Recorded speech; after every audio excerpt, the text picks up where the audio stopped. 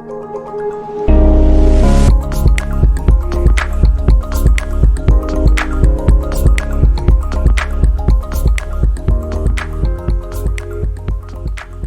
noite, pessoal. Bom, a gente acabou de encerrar o mês de abril e eu fiz o lançamento de todos os trabalhos, todas as notas corrigidas dos nossos 2 primeiros meses de aula. Estou dizendo que eu tirei os dados do Moodle e copiei manualmente para aquela ferramenta Aluno Online lá. Não sei se é esse o nome exato, mas de qualquer maneira, como essa transferência é feita de forma manual, ou seja, eu tenho que digitar tudo de novo lá no outro ambiente, eu peço que vocês deem uma conferida no que foi lançado lá, tá? Lembrando que se em algum dia vocês tiveram um dia registrado lá, tá com falta, é porque a tarefa daquele dia não foi realizada. Então eu sugiro que vocês vão lá e realizem as tarefas. Todas as tarefas podem ser realizadas a qualquer momento até o final do curso, tá? Se vocês verificarem que estão com falta em algum dia, já vão direto no Moodle e verifica que dia é aquele, porque provavelmente a tarefa não foi realizada. Se tiver algum erro, tanto de lançamento de nota como de frequência, por favor, me avisem. Manda um e-mail, manda alguma mensagem para que eu possa corrigir. Hoje a gente vai falar sobre metodologias ágeis, capítulo 10 do nosso livro-texto. Então, capítulo 10, metodologias ágeis. Diversas metodologias foram criadas para sistematizar o desenvolvimento de software. Essas metodologias podem ser divididas em tradicionais, que enfatizam a documentação de cada passo do desenvolvimento de software, ou ágeis, consideradas um paradigma novo de desenvolvimento de software. As metodologias ágeis prometem melhorias na produção de software e em sua qualidade. Então nós temos as metodologias tradicionais e as ágeis. Então, de certa forma, pelo nome que foi dado para as duas, considera-se que as metodologias tradicionais são mais lentas, né? Ocorrem de forma mais devagar. Uma metodologia de desenvolvimento de software é um conjunto de atividades que auxiliam a produção de software. O resultado dessas atividades é um produto que reflete a forma como todo o processo foi conduzido. Embora tenham sido criadas várias metodologias para o desenvolvimento de software, existem atividades fundamentais comuns a todas elas. Ou seja, independente da metodologia de ciclo de vida que for adotada, essas fases que estão especificadas aqui vão aparecer em algum momento, com menor importância, com maior importância, em uma ordem diferente, mas elas vão aparecer. E elas são as seguintes. Primeiro, especificação, que é a definição das funcionalidades e demais características do produto. A especificação é aquele momento da engenharia de software que você olha para o problema. O problema a ser resolvido é documentado e entendido, aprendido. O próximo passo é projeto e implementação. O software é produzido de acordo com especificações. Nesta fase são propostos modelos por meio de diagramas que serão implementados em alguma linguagem de programação. Bom, se a fase anterior à especificação você está olhando para o problema, na fase posterior, que é o projeto, você está olhando para a solução. Então é por isso que nessa fase você cria diagramas que fazem uma representação daquilo que vai ser implementado, daquilo que o software vai ter e que posteriormente vai ser implementado, codificado em uma linguagem qualquer de programação, né? Aí vem a fase da validação, que são atividades de revisão e testes visando assegurar que os requisitos foram cumpridos. Bom, requisitos serem cumpridos significa que o software, como uma solução, resolveu todos os problemas apresentados lá na especificação. E aí vem a evolução, que são as atividades de manutenção. Por exemplo, para adaptar o software a novas necessidades do cliente. Existem alguns tipos de manutenção e eu costumo dizer que manutenção é uma fase em que você nunca foge dela. Se o software for um fracasso, você vai ter que dar manutenção no software para que ele seja corrigido, para que os erros que foram colocados nele sejam resolvidos. Ou mesmo por algumas falhas de levantamento que foram feitas, elas terão que ser resolvidas, senão o software vai ser abandonado, não adianta. Agora, se o software for um sucesso, isso vai causar naturalmente no usuário do software a ideia de que ele pode ser utilizado para mais coisas além daquilo que ele já estava sendo utilizado. E aí você também vai ter que dar manutenção para poder implementar novas funcionalidades, tá certo? É claro que a segunda opção é muito mais divertida, muito melhor do que a primeira, mas de qualquer maneira as duas são manutenção.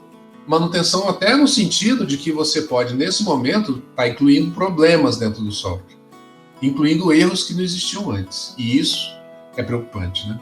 Muitas organizações desenvolvem software sem usar nenhum processo. Geralmente isso ocorre porque os processos tradicionais não são adequados às suas realidades. Em particular, as pequenas e médias organizações não possuem recursos suficientes para adotar o uso de metodologias pesadas e, por essa razão, normalmente não utilizam nenhum processo. O resultado dessa falta de sistematização na produção de software é a baixa qualidade do produto final, além de dificultar a entrega do software nos prazos e custos pré-definidos e inviabilizar a futura evolução do software. Então, mensagem, independente de ser uma metodologia tradicional ou uma metodologia ágil, você tem que usar alguma metodologia, algum tipo de organização para poder produzir o software. Sem você ter uma certa organização, você não vai conseguir chegar em lugar nenhum e vai produzir coisas com baixa qualidade. Vamos começar falando então sobre as metodologias tradicionais, que são metodologias que remontam do início da década de 70. As metodologias tradicionais são também chamadas de pesadas orientadas à documentação. Essas metodologias surgiram em um contexto de desenvolvimento de software muito diferente do atual, baseado apenas em mainframes e terminais burros. Na época, o custo de fazer alterações e correções era muito alto, uma vez que o acesso aos computadores era limitado e não existiam ferramentas de apoio ao desenvolvimento de software, como depuradores, analisadores de código. Em razão disso, o software era todo planejado e documentado antes de ser implementado. A principal metodologia tradicional, muito utilizada até hoje, é o modelo clássico. O modelo clássico, também conhecido como cascata ou sequencial, aí definido por Prisma no livro dele de 2002, foi provavelmente a primeira metodologia publicada de desenvolvimento de software. Esse modelo estabelece uma sequência de etapas e cada etapa tem associada ao seu término uma documentação que deve ser aprovada para que a etapa posterior possa ter início. De uma forma geral, fazem parte do modelo clássico as etapas de definição dos requisitos, análise e projeto de software, implementação e teste unitário, integração e teste do sistema, implantação e manutenção. Então, observe que você tem um encadeamento aqui de diversas fases, diversas etapas desse modelo clássico, e essas etapas, elas se comportavam como estanques. O que eu quero dizer com isso? Eu quero dizer que você não começava a fazer análise sem finalizar a definição de requisitos. Você não começava a fazer o projeto de software sem terminar a análise, a implementação sem terminar o projeto e assim por diante. Os modelos clássicos dividem o projeto em fases de uma maneira inflexível. No modelo cascata, por exemplo, após a fase de desenvolvimento, não se prevêem mudanças nas especificações. Uma coisa que hoje em dia é bem difícil de você pensar, a ideia era que depois que você definiu as especificações lá no início, o usuário só voltaria a ter contato com você na hora de você entregar o software lá na frente. Esse modelo clássico, então, ele é muito travado. Eu não diria que ele chega a ser lento, mas ele é travado, isso daí não há como negar. Agora, surgiu também, logo em seguida, o modelo espiral, que já é da década de 80. Por sua vez, admite o retorno a fases anteriores, mas não suporta a ideia de execução paralela de fases. Isso é necessário em um projeto em que se aplica engenharia concorrente ou diferentes componentes do produto sejam construídos de forma independente. No caso do modelo espiral, você pode pensar numa espiral mesmo, em que você passa pelas várias fases, mas você volta ao começo e começa de novo as fases, de forma que você trabalha com uma noção de versionamento. Você define diversas versões do software e vai entregando essas versões à medida que você vai cumprindo um círculo da espiral. Então, primeira versão, entrega para o usuário. E o que tem nessa primeira versão? Sei lá, só as telas de cadastro, mais nada, só os CRUDs. Aí uma segunda versão, entrega algumas consultas. Terceira versão, entrega para ele alguns relatórios. Esse modelo espiral eu já utilizei diversas vezes ao longo da minha carreira como desenvolvedor. E eu posso dizer para vocês que é um modelo bem interessante, tá? De maneira geral, o modelo clássico pode ser usado somente quando os requisitos forem estáveis. O custo das alterações de software eleva-se rapidamente à medida que o desenvolvimento progride. Estima-se que as alterações efetuadas quando o produto já está pronto possam custar 100 vezes mais que as alterações realizadas na fase de levantamento de requisitos. Por exemplo, durante o teste de um módulo, verifica-se a necessidade de incluir um atributo novo em uma tabela já existente no banco de dados.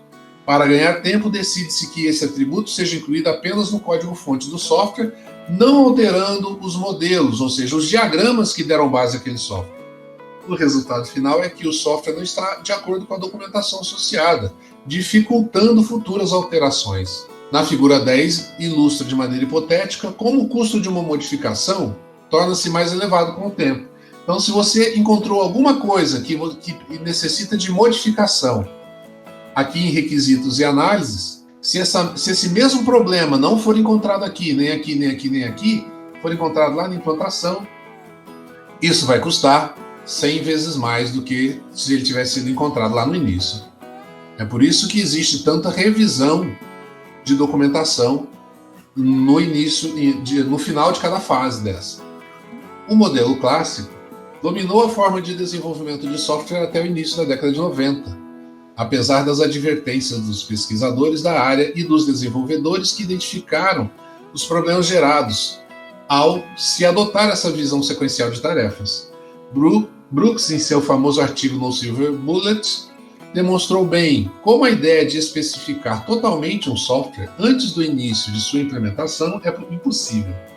Outro pesquisador desencoraja o uso do modelo clássico em grandes softwares, estimulando o desenvolvimento incremental como um modelo que apresenta menores riscos e maiores possibilidades de sucesso. No caso do modelo incremental, um deles é a questão da espiral, que pode ser considerado um modelo incremental. Experiências da indústria. Dados de 94, usando como base 8.380 projetos, mostram que apenas 16% deles foram entregues respeitando prazos, custos e todas as funcionalidades especificadas. Aproximadamente 31% foram cancelados antes de ser finalizados, e 52% foram entregues, porém com prazos e custos maiores ou com menos funcionalidades do que era especificado inicialmente. Mesmo projetos que respeitaram prazos e custos apresentaram problemas. A causa provável foi a pressão sobre os desenvolvedores, o que, segundo tal pesquisa, pode quadruplicar o número de erros. As principais razões dessas falhas estavam relacionadas com a metodologia clássica e suas dificuldades em possibilitar alterações nos requisitos de software. Dados mais recentes demonstram melhora significativa, mas ainda não definitiva. Nessa pesquisa, 15% dos projetos terminaram sem mostrar resultados e 66% dos projetos não atenderam às necessidades do usuário. A média de atrasos caiu para 63% e os projetos custaram em média 45% a mais do que o planejado. De apenas 16% de projetos que cumpriram o planejado em 94, a pesquisa de 2000 mostrou que 28% dos projetos cumpriram o almejado. Entretanto, a pesquisa chamou atenção para um fato. Muitos dos projetos que tiveram êxito foram superestimados. Em alguns casos, as estimativas foram exageradas em 150%. Ou seja, o que está acontecendo aí? Para não errar para menos, as pessoas que faziam as estimativas para os projetos começaram a errar para mais, né? Ou seja, estimativas super exageradas.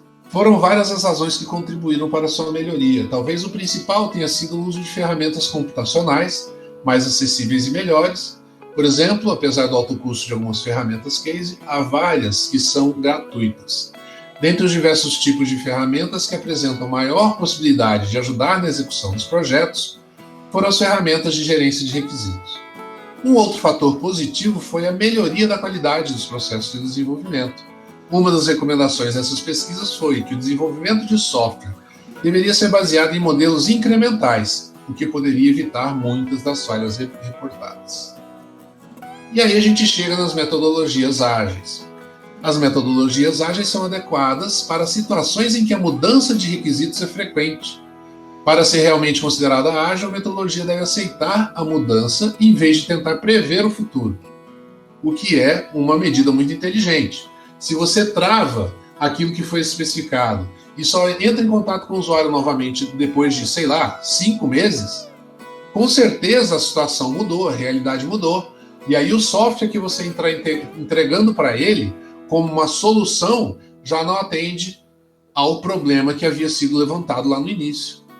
Pode-se traçar uma comparação esquemática entre as metodologias clássicas e ágeis por meio da figura 10.2, que é essa aqui embaixo, onde se analisa a relação entre custo de mudança e a fase em que elas ocorrem. A linha pontilhada representa essa relação para uma metodologia clássica, enquanto a linha contínua mostra como se espera que a relação melhore nas metodologias ágeis. Então, aqui está um gráfico assim meio que tirado sei lá de onde, mas vamos entender que ele tem alguma base, né, alguma base de pesquisa. O pontilhado é metodologia tradicional e essa reta seria a metodologia ágil. Observem que o custo cai, não cai muito, mas cai. O termo metodologias ágeis tornou-se popular em 2001 quando 17 especialistas em processos de desenvolvimento de software, representando os métodos Extreme Programming, ou XP, Scrum, DSDM, Crystal, entre outros, estabeleceram princípios comuns compartilhados por todos esses métodos. O resultado foi a criação da Aliança Ágil e o estabelecimento do Manifesto Ágil. Enquanto as metodologias ágeis variam em termos de práticas e ênfases, compartilham algumas características como desenvolvimento iterativo, e esse iterativo aí sugere repetição, tá? Não é interativo, é iterativo. A palavra iterativo significa repetir.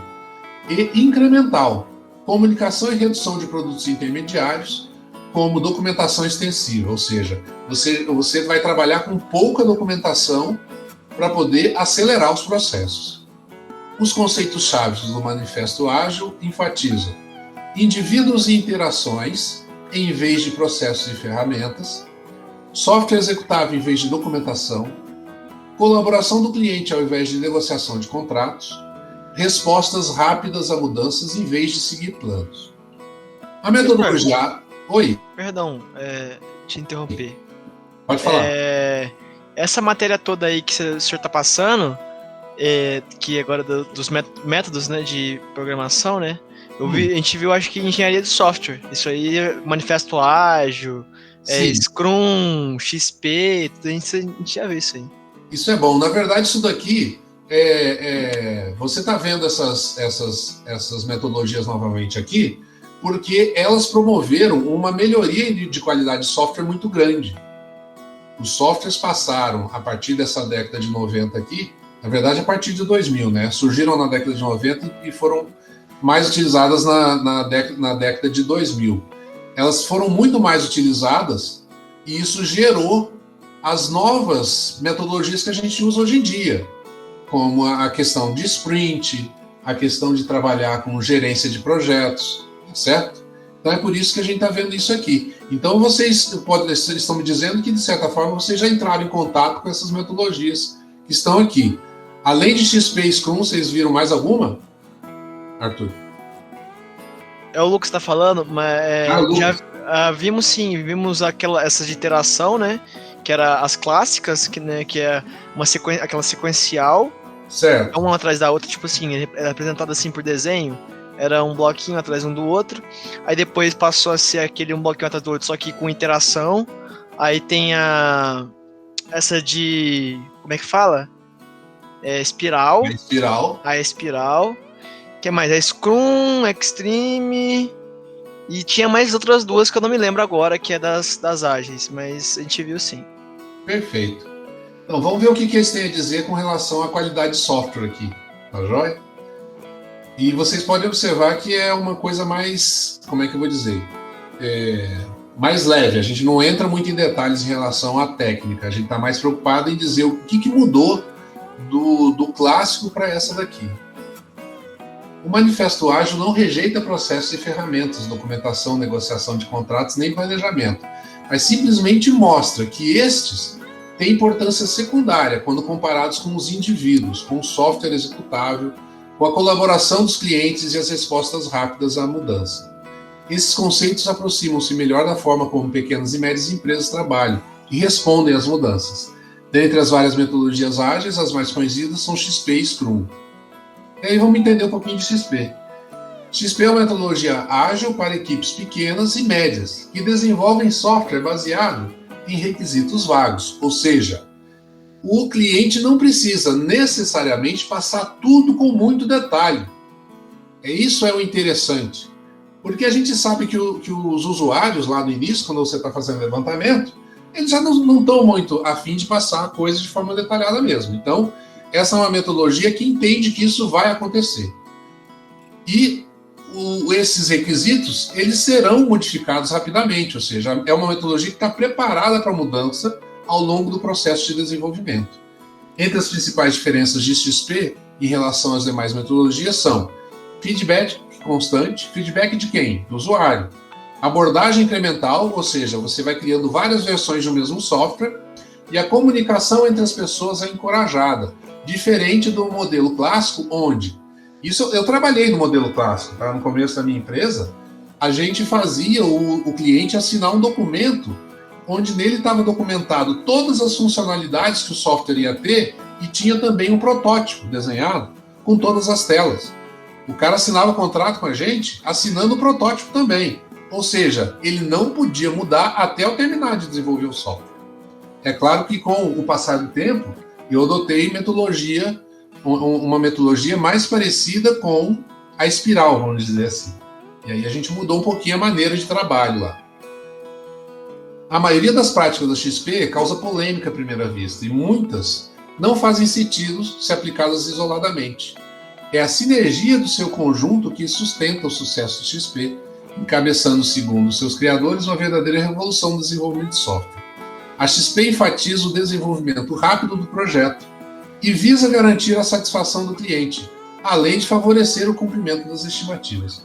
As práticas e valores da XP proporcionam um agradável ambiente de desenvolvimento de software para os seus seguidores, que são conduzidos por 4 valores: muita comunicação, simplicidade nas soluções, feedback e coragem. Vamos entender cada um desses princípios agora. A finalidade da comunicação é manter o melhor relacionamento possível entre clientes e desenvolvedores, preferindo conversas pessoais a outros meios de comunicação. A comunicação entre os desenvolvedores e o gerente de projeto também é encorajada. A simplicidade visa permitir a criação de código enxuto que não deve possuir funções desnecessárias. Por código simples entende-se implementar o software com o menor número possível de componentes, como classes e métodos. Por simplicidade também se entende a preocupação com requisitos atuais, evitando-se adicionar funcionalidades que talvez só venham a ser importantes no futuro. Dessa maneira, a XP aposta na implementação rápida de um produto simples. Espera-se que alterações e extensões futuras custarão menos do que fabricar desde o início um software grande e complexo. A prática do feedback constante significa que o programador terá informações constantes sobre o código e o cliente.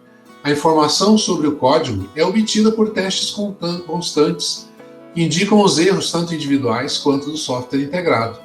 Em relação ao cliente, o feedback constante significa que ele terá frequentemente uma parte do software totalmente funcional para avaliar. É aquela questão, enquanto você está produzindo uma próxima versão, o cliente já está testando a anterior.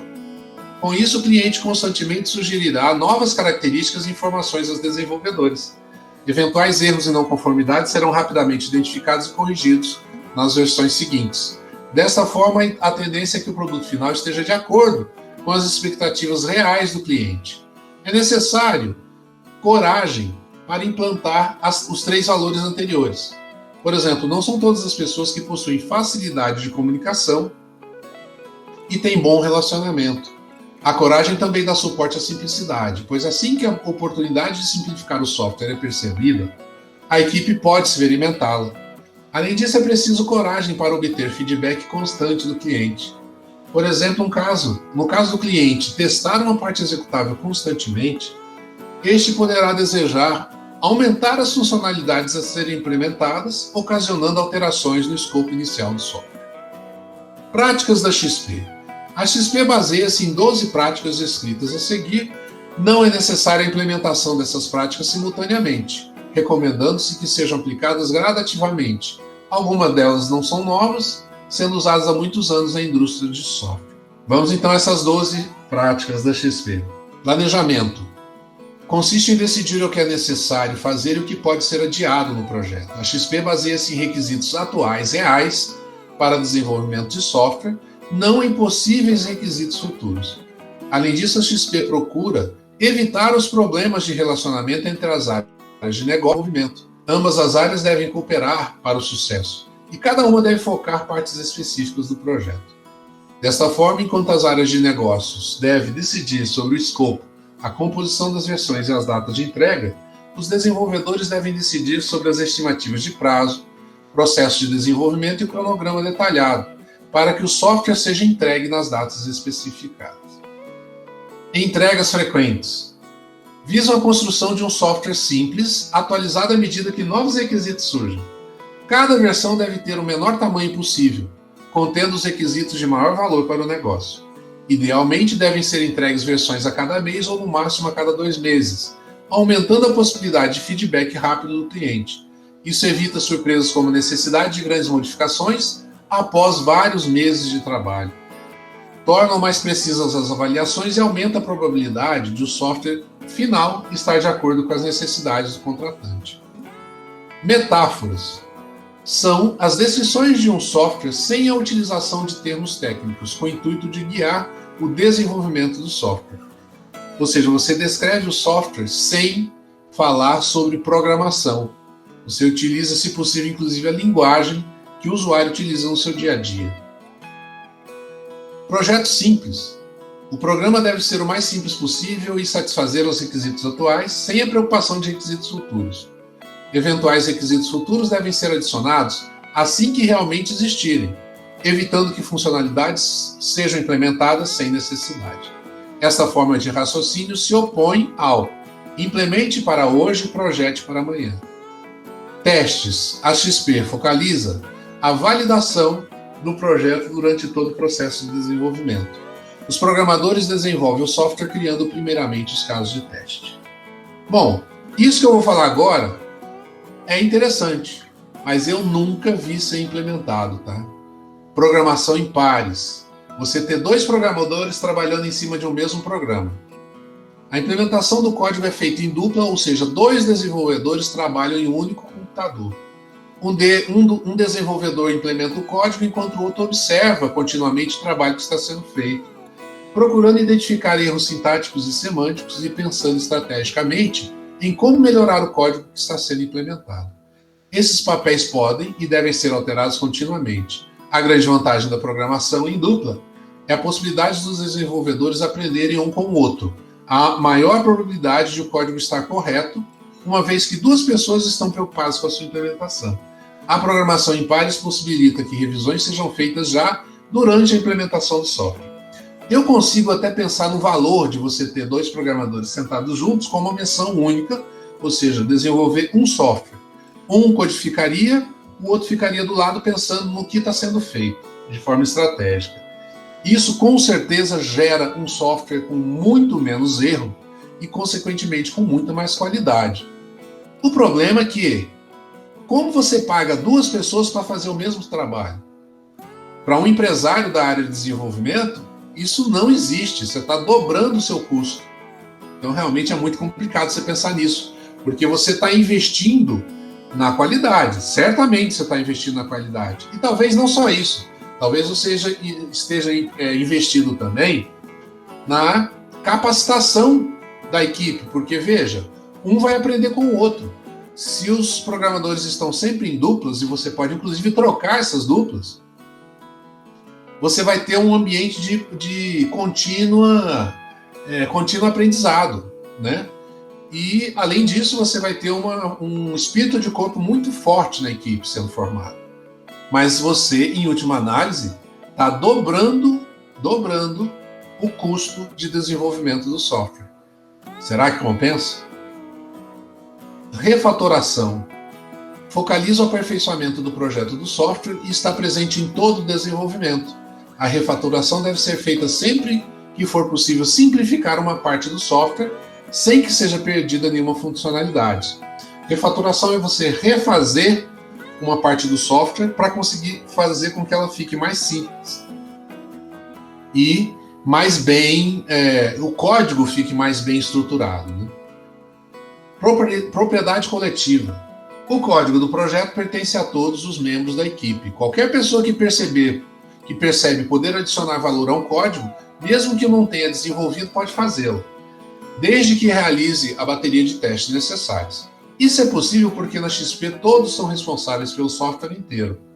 Uma grande vantagem desta prática é que, caso um membro da equipe deixe o projeto antes de concluí-lo, a equipe conseguirá terminá-lo com poucas dificuldades, visto que todos conhecem o software, mesmo que não seja de forma detalhada.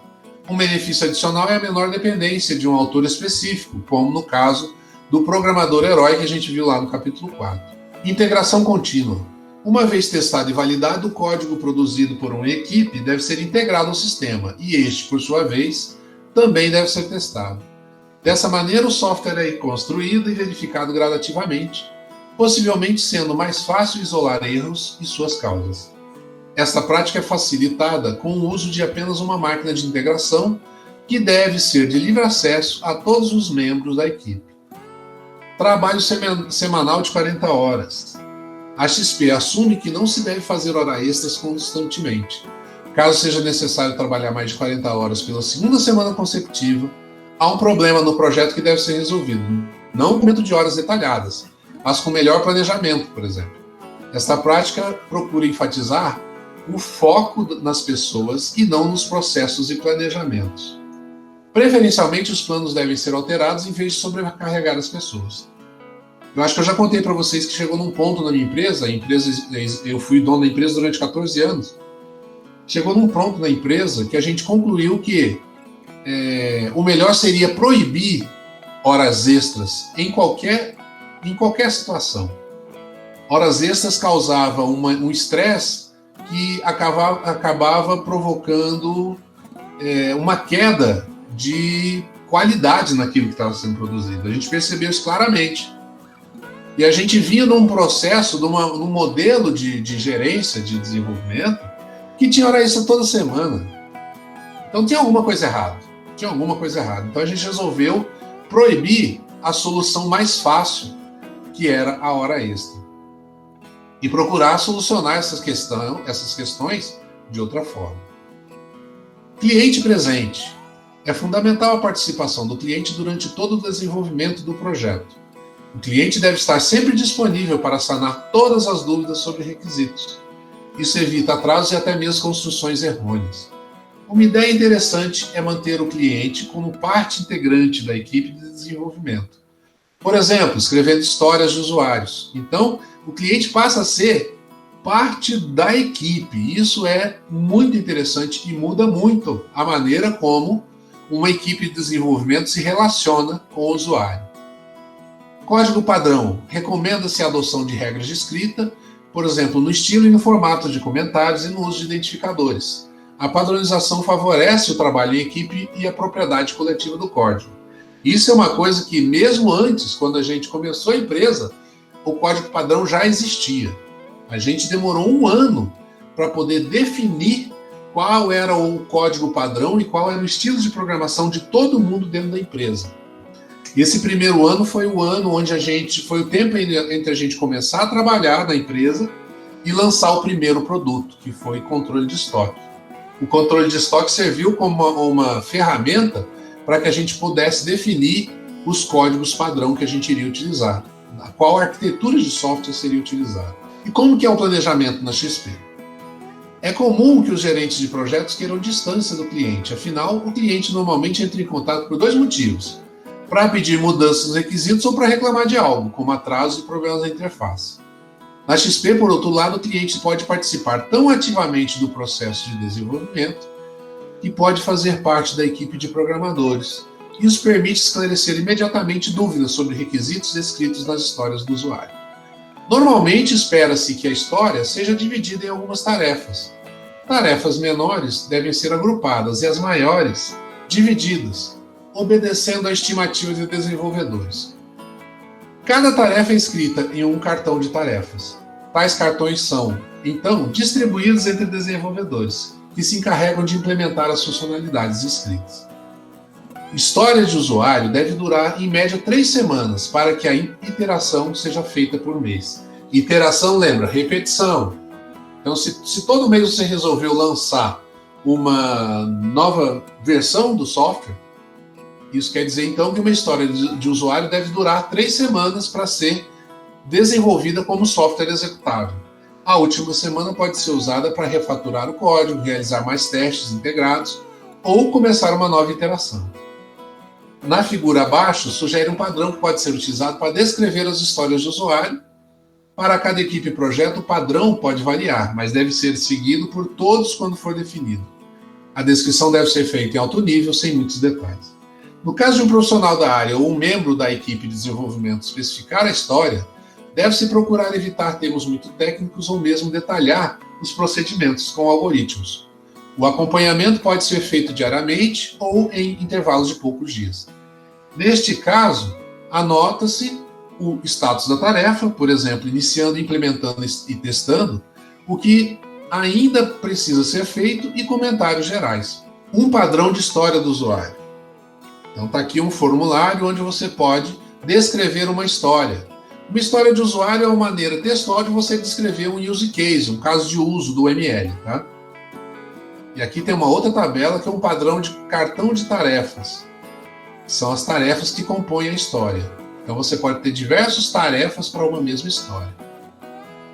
E aí a gente vai falar um pouquinho do Scrum também, que é outra metodologia ágil, com uma comunidade grande de usuários.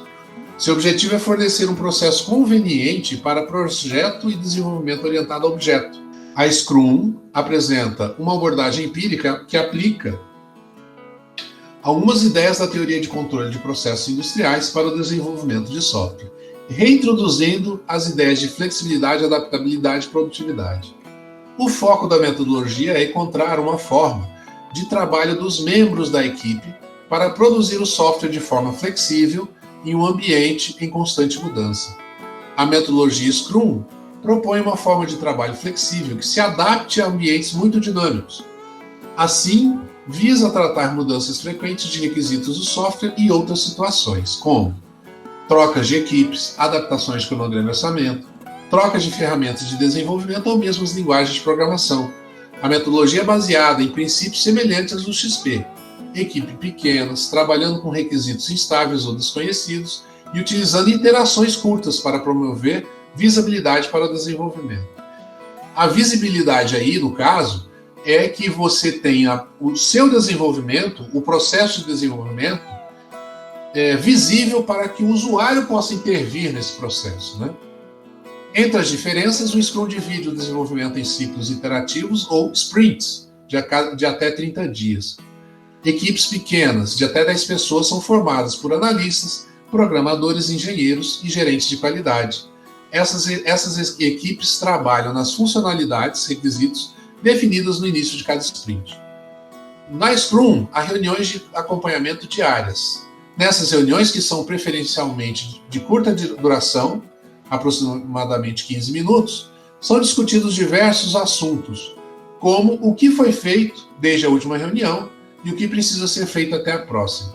As dificuldades encontradas e os fatores de impedimento são identificados e resolvidos. Assim, eventuais problemas no projeto são discutidos e resolvidos diariamente, evitando-se que sejam prolongados e atacados tardiamente. O ciclo de vida da Scrum é baseado em 3 fases principais, divididas em subfases. Primeira fase é o pré-planejamento. Os requisitos são descritos em um documento chamado backlog. Posteriormente, são ordenados por prioridade e para cada um fazem-se estimativas de esforço para o desenvolvimento. O planejamento inclui a definição da equipe de desenvolvimento, as ferramentas a serem usadas, a identificação de possíveis riscos de projeto e das necessidades do cliente, de treinamento. Esta fase é concluída com a proposta de uma arquitetura de desenvolvimento, eventuais alterações nos requisitos descritos no backlog, que são identificadas, e assim como seus possíveis riscos. E aí vem o desenvolvimento. Os riscos identificados previamente são observados e controlados durante o desenvolvimento. Nesta fase, o software é desenvolvido em ciclos, ou sprints, em que novas funcionalidades são adicionadas. Cada um desses ciclos é desenvolvido de forma tradicional, ou seja, primeiramente se faz análise, em seguida projeto, implementação e testes. Os ciclos são planejados para durar uma semana ou um mês. Pós-planejamento. Fazem-se a integração do software, os testes finais e a documentação do usuário. A equipe reúne-se para analisar o progresso do projeto e demonstrar o software atual para os clientes. E aí, quais os resultados do uso de metodologias ágeis? As metodologias ágeis ainda estão na sua infância, não agora, né? Na época desse livro, sim, mas já apresentam resultados efetivos. Comparando métodos ágeis com as metodologias tradicionais, mostrou que o projeto utilizando os métodos ágeis obtiveram melhores resultados em termos de cumprimento de prazos, custos e padrões de qualidade. O mesmo estudo demonstrou ainda que o tamanho dos projetos e das equipes que utilizam as metodologias ágeis tem crescido. Apesar das metodologias ágeis serem propostas para equipes pequenas, de até 12 desenvolvedores, aproximadamente 15% dos projetos que as utilizam foram desenvolvidos por equipes de 21 a 50 pessoas e 10% dos projetos por equipes com mais de 50 pessoas, considerando o universo de 200 empresas avaliadas. De acordo com Polk e Glaser, o uso correto da XP pode levar a organização a atingir os níveis SWCMM 2 e 3, apesar do SWCMM ser orientado a metodologias tradicionais. Por exemplo, na Boeing, a XP foi usada antes de serem implementadas as ideias da SWCMM. Verificou-se que não foram necessárias muitas alterações nos processos para que a Boeing fosse certificada com o nível 5. A XP é ideal para projetos em que os stakeholders não sabem exatamente o que desejam e podem mudar muito de opinião durante o desenvolvimento. A prática do feedback constante permite, então, adaptar rapidamente o produto. Outro ponto positivo são as entregas frequentes de software executável. O cliente não aguarda um longo período antes de conhecer o produto, testá-lo e apontar novas mudanças. A integração e teste contínuos também contribuem para a melhora na qualidade. A fase de integração clássica é assim substituída por várias pequenas integrações de novos componentes, em que eventuais problemas são detectados e resolvidos constantemente. A XP apresenta também alguns problemas.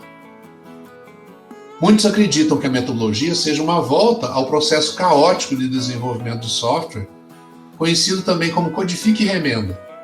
Esse modelo existe principalmente em pequenas e médias organizações que não podem suportar os altos custos de desenvolvimento das metodologias tradicionais. Além disso, o uso errôneo da XP pode inibir certas práticas positivas de desenvolvimento, como, por exemplo, a análise do problema por meio de diagramas.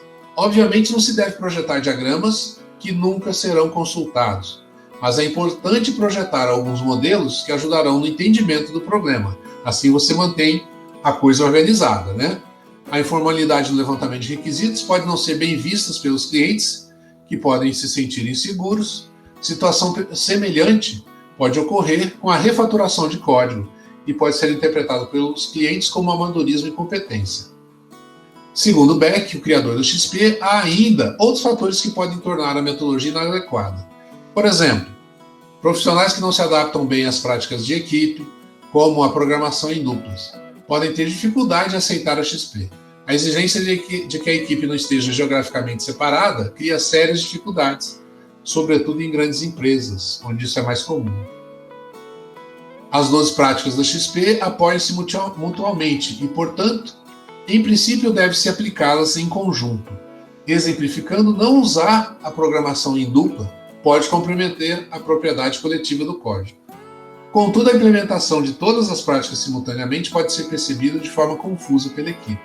Beck sugere então que as práticas sejam implementadas uma a uma, o que permite à equipe uma adaptação gradual e segura, evitando desentendimentos e pressões. Em relação ao Scrum, existem vários casos de sucesso relatados. Para usar o Scrum em projetos que necessitem de equipes maiores, deve-se dividir as pessoas em equipes de até 10 integrantes. Isso é necessário para melhorar a comunicação entre os membros da equipe. A Scrum tem sido também usada para o planejamento e gerenciamento de projetos nos casos nos quais outra metodologia ágil, como a XP, é adotada para o desenvolvimento e implementação. O desafio do futuro das metodologias ágeis é encontrar meio de eliminar alguns de seus pontos fracos, sem torná-las metodologias pesadas.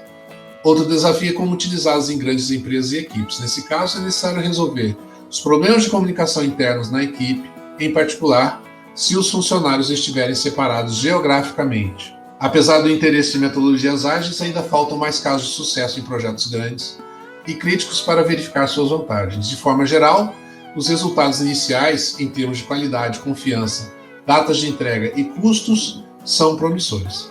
Bom, hoje em dia a gente nem tem como falar isso, porque o que a gente tem hoje é o uso indiscriminado de metodologias ágeis. A gente não trabalha mais, eu não conheço ninguém que ainda trabalhe com metodologia clássica, né? Tem a razão para a gente trabalhar dessa forma. Já que a gente tem metodologias hoje já consideradas consagradas, né? Scrum, XP e tantas outras que surgem por aí. Bom, hoje é 4/5. E, de novo, a gente tem o questionário. No caso, o questionário 7 requisitos, que trata justamente daquilo que a gente viu na aula anterior, né? Então, o requisitos é um questionário que trata daquilo que a gente viu na aula da semana passada. E o prazo é para hoje. Mas eu imagino que vocês todos já devem ter feito o questionário. Alguém aqui não fez ainda? Tô fazendo agora, tô quase terminando. Muito bem, pessoal. Felipe, o prazo é hoje, hein, Felipe? Vamos lá fazer então. Beleza. Pode também agora. Muito bem.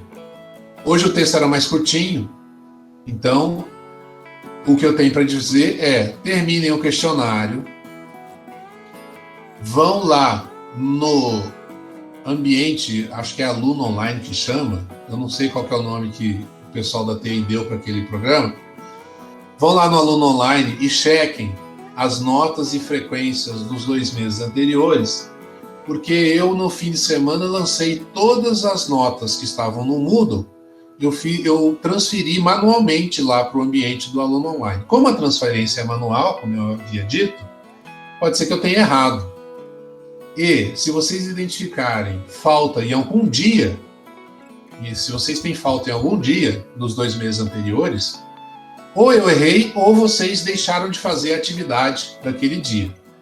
Como as atividades estão todas abertas para vocês fazerem até o final do semestre, eu recomendo que, então, identificando esse problema, vocês vão lá, façam a atividade, seja questionário, seja alguma atividade prática, mas me avisem. Por quê?